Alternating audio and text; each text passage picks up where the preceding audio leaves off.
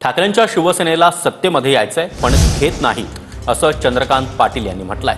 सत्तेत घेत नसल्यानं संजय राऊतांची शहांवर टीका असल्याचं देखील चंद्रकांत पाटील म्हणाले।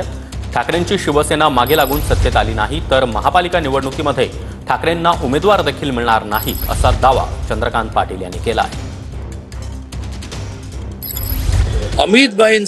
संजय राऊतजी अमितभाईंचं 500 पाणी छत्रपती शिवाजी महाराजांवरचं स्वतः तयार केलेलं संदर्भ गोळा केले पुस्तक येत्या काही दिवसात पुण्यात प्रकाशित व्हायचं की दिल्लीत व्हायचं एवढाच मुद्दा राहिलेला आहे।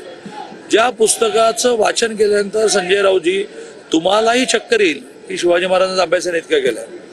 त्या अमितभाईंबद्दल केवळ तुम्ही सत्तेमध्ये नाही, तुम्हाला यायचंय परंतु घेत नाही म्हणून तुम्ही किती दुस्वास करणार।